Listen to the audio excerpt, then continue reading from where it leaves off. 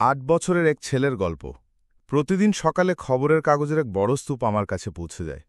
এই খবরের কাগজের অধিকাংশই ইংরেজি এবং তামিল। আমি যখন বিদেশ ভ্রমণে থাকি তখনও আমি ভারতের বিভিন্ন সংবাদ সম্পর্কে ওয়াকিবহাল থাকি। দেশের বাইরে থাকাকালীন অনলাইনে বিভিন্ন খবরের কলাম এবং সম্পাদকীয় পাতায় চোখ বুলিয়ে নেই। এই প্রযুক্তি এক কথায় অসাধারণ। মাত্র একটি ক্লিকে এই অগণিত তথ্য পেয়ে যাবেন আপনি। আর এই তথ্য ভাণ্ডার আমাকে বিস্মিত করে।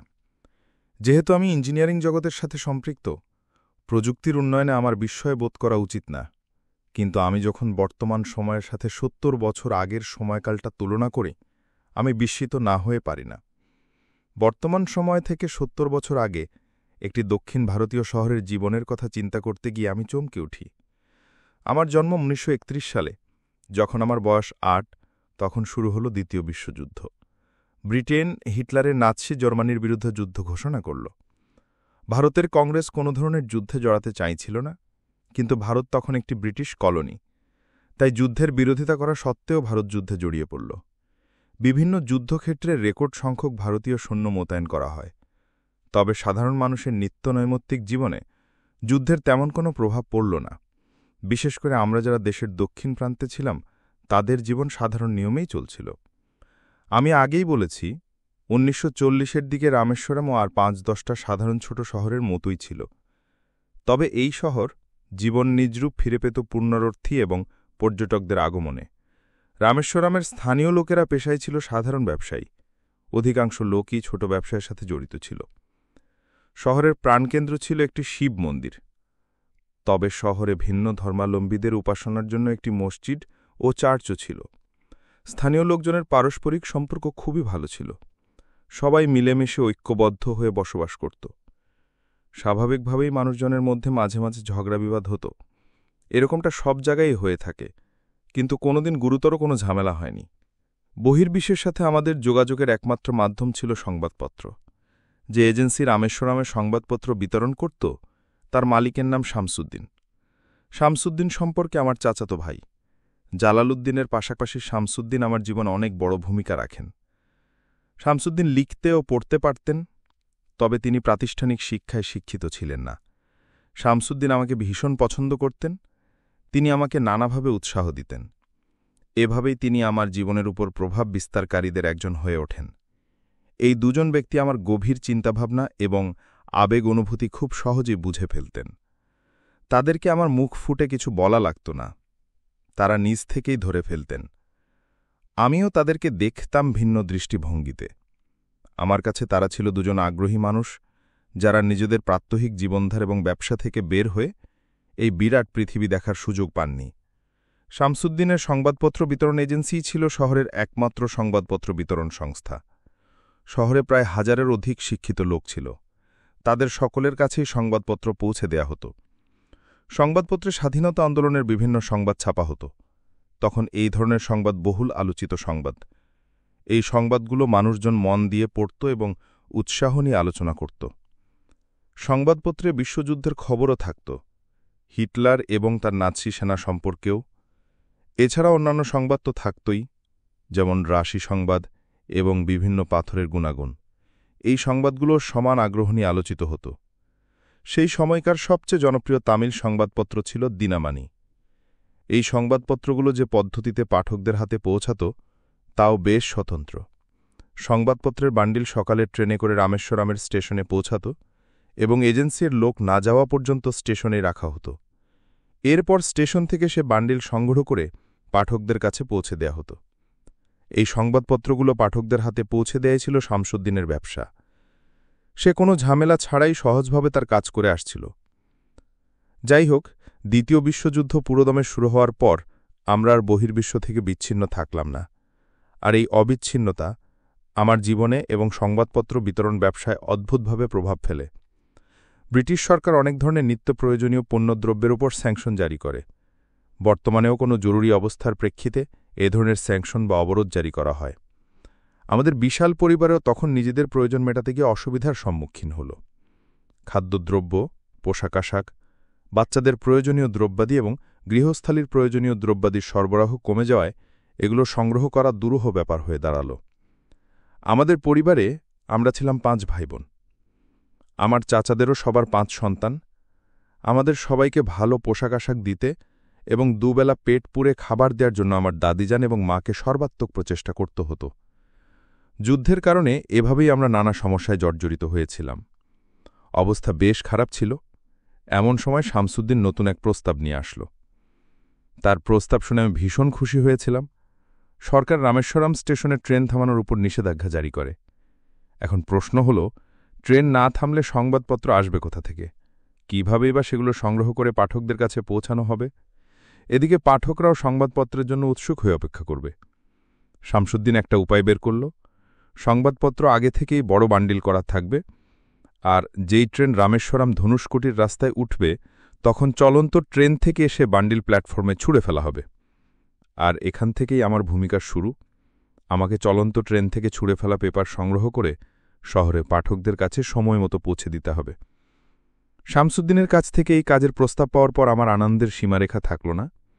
আমার বয়স তখন মাত্র 8, আর এই ছোট বয়সে আমি আমার স্বল্প আয় দ্বারা কিছুটা হলেও পরিবারে কিছুটা সাহায্য করতে পারব। আমি অনেকদিন ধরে একটা ব্যাপার লক্ষ্য করছিলাম। পরিবারের সবাইকে পেট ফুরে খাওয়াতে গিয়ে আমার দাদিজান এবং মায়ের প্লেটে খাবারের পরিমাণ দিনকে দিন কমেই যাচ্ছিল। তারা নিজেরা না খেয়ে তাদের খাবার আমাদের সবাইকে ভাগ করে দিতেন। বিশেষ করে বাচ্চাদের সবসময় পরিমাণ মতো খাবার দেয়া হতো। আমি পরিষ্কার মনে করতে পারি, আমাদের বাচ্চাদের কারোই একবেলা না খেয়ে দিন কাটতে হয়নি। এর পুরো অবদানই বাড়ির মহিলাদের। তারা নিজেদের প্রয়োজনীয় পুষ্টি আমাদেরকে ভাগ করে দিচ্ছিলেন। আমি খুশি মনেই শামসুদ্দিনের প্রস্তাবে রাজি হয়ে গেলাম। আমার প্রতিদিনের রুটিন ঠিক রেখেই আমাকেই নতুন কাজ করতে হয়েছিল। কাজের জন্য আবার পড়ালেখা এবং স্কুলের প্রতি অবহেলা করলে চলবে না। এগুলো আগের মতোই চালিয়ে যেতে হবে। এর সাথে সাথেই সংবাদপত্র আনা নেয়ার কাজও করতে হবে। আমার ভাই বোন এবং চাচাতো ভাই বোনদের তুলনায় ছোটবেলা থেকে আমি গণিতে অধিক দক্ষ ছিলাম। তাই আমার বাবা আমার জন্য আলাদা গণিতের শিক্ষকের ব্যবস্থা করলেন। আমি ছাড়া আমার শিক্ষকের আরও 4 জন ছাত্র ছিল। আমার গণিত শিক্ষকের একটাই শর্ত ছিল, তা হল তার সকল ছাত্রকে গোসল করে ভোরবেলা অর্থাৎ সূর্যোদয়ের আগেই তার বাড়িতে উপস্থিত থাকতে হবে। তিনি 1 বছর আমাদেরকে পড়াবেন, আর এই 1 বছর এই শর্ত পালন করে যেতেই হবে। তাই আমার দিন শুরু হতো বাইরে অন্ধকার থাকতে থাকতে।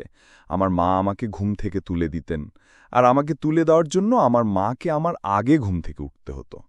তিনি আমার আগে ঘুম থেকে উঠে আমার গোসলের ব্যবস্থা করে রাখতেন। আমি উঠলে মা আমাকে গোসল করিয়ে দিতেন। গোসল শেষে আমাকে আমার গণিত শিক্ষকের কাছে পাঠাতেন। সেখানে 1 ঘন্টার মতো পড়ানো হতো। ভোর 5টা নাগাদ আমি বাড়ি ফিরে আসতাম। এর মধ্যে বাবাও ঘুম থেকে উঠে যেতেন, আর আমি বাসায় ফিরে আসার পর বাবা আমাকে আরবি শেখার স্কুলে নিয়ে যেতেন। সেখানে আমি কোরআন শরীফ পাঠ করা শিখি। কোরআন পাঠ শেষে আমি তড়িঘড়ি করে রেল স্টেশনে ছুটতাম। সেখানে আমি ট্রেন আসার অপেক্ষায় থাকতাম।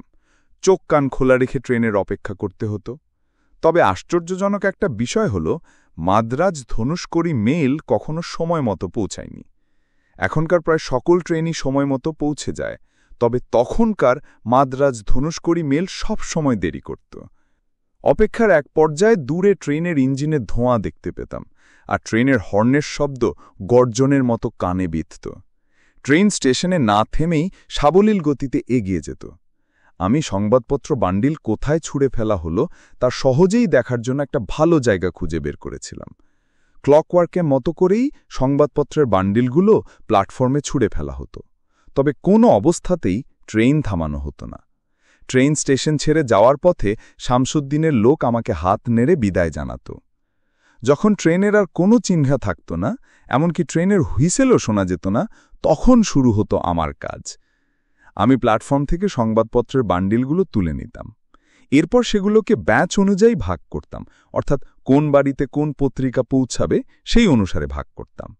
ভাগ করা শেষ হলে শুরু হতো বিতরণের কাজ। পরবর্তী 1 ঘণ্টা ধরে আমি রামেশ্বরমের বাড়িতে বাড়িতে সংবাদপত্র বিলি করতে থাকতাম। সংবাদপত্র কাঙ্ক্ষিত পাঠকদের কাছে পৌঁছে যেত। শিগগিরই আমি সংবাদপত্রের মাধ্যমে লোকজনকে মনে রাখা শুরু করি। অনেকেই আমার অপেক্ষায় থাকত যে আমি কখন সংবাদপত্র নিয়ে যাব। সংবাদপত্র বিলি করার সময় প্রায় সকল গ্রাহকের সাথেই 2-1টা কথা হতো। অনেকেই আমাকে বলতো, তাড়াতাড়ি করো, না হলে তোমার স্কুলের দেরি হয়ে যাবে। আমার মনে হয় ৮ বছরের এক ছেলের কাছ থেকে সংবাদপত্র নিতে সবারই ভালোই লাগত। তারা আমাকে খুব সহজেই মেনে নিয়েছিল। সকাল ৮টা নাগাদ আমার সংবাদপত্র বিলি করার কাজ শেষ হয়ে যেত। আমাদের শহর ছিল পূর্ব উপকূলে, তাই সূর্য খুব তাড়াতাড়ি দেখা যেত। আর আমার কাজ শেষ হতে হতে সূর্য থাকত একদম মধ্য আকাশে। কাজ শেষ, আমি সোজা বাড়ি চলে আসতাম। আমার মা নাস্তা নিয়ে আমার অপেক্ষায় থাকতেন। খুবই সাধারণ নাস্তা পরিবেশন করা হতো। তবে কাজ ছেড়ে আসার পর আমার প্রচণ্ড ক্ষুধা পেত। তাই সেই সামান্য খাবারই আমার কাছে অসামান্য মনে হতো। আমার মাও খেয়াল রাখতেন যেন আমি খাবারের শেষ টুকরাটাও খেয়ে নিয়েছি কিনা। নাস্তা শেষে সোজা স্কুলে যেতাম। তবে এখানেই আমার কাজের সমাপ্তি নয়। স্কুল শেষ হলে সন্ধ্যায় আমি আবার শামসুদ্দিনের গ্রাহকদের কাছে বিল ওঠানোর জন্য চক্কর লাগাতাম। বিল নেয়া শেষ হলে আমি তার সাথে দেখা করতাম। তিনি বিল বুঝে পেয়ে দিনের হিসেব সম্পন্ন করতেন। দিনের হিসেব শেষে আমরা সমুদ্র তীরে কিছুটা সময় কাটাতাম। চারিদিকে মৃদু বাতাস বইতে থাকত। এক অসাধারণ পরিবেশ বিরাজ করত। কখনো আমার সাথে থাকত শামসুদ্দিন, আবার কখনো জালালউদ্দিন। কিছুক্ষণ জিরিয়ে নিয়ে আমরা দিনের পত্রিকা খুলে বসতাম। আমরা সবাই দিনমানি পত্রিকার কালো অক্ষরের উপর ঝুঁকে পড়তাম। তার মধ্যে কেউ একজন হয়তো কোনো একটা সংবাদ শব্দ করে পড়ত। এরপর আমাদের মধ্যে সেই সংবাদ নিয়ে আলোচনা এবং বিশ্লেষণ শুরু হতো। গান্ধী, কংগ্রেস, হিটলার, ইভি রামজিদের নিয়ে আলোচনায় সন্ধ্যার বাতাস মুখরিত হয়ে উঠত। আমি আঙুল দিয়ে এই সকল বিশিষ্ট ব্যক্তিদের ছাপা ছবি এবং তাদের নিয়ে প্রকাশিত সংবাদের কালো অক্ষরে হাত বুলিয়ে অবাক হয়ে ভাবতাম যে এখান থেকে বের হয়ে বৃহৎ দুনিয়ায় এই সকল ব্যক্তিদের সাথে একসাথে থাকতে কেমন লাগবে। আমি একা একা ভাবতাম আমিও একদিন মাদ্রাজ, বম্বে, কলকাতার মতো বড় শহরে পাড়ি জামাবো। আরও ভাবতাম যদি কখনো গান্ধী বা নেহেরুর সাথে আমার দেখা হয়ে যায় তাহলে আমি তাদের সাথে কি নিয়ে কথা বলবো। তবে আমার বন্ধুরা আমাকে খেলতে ডাকলেই এই বিষয় নিয়ে আর চিন্তা করা হতো না।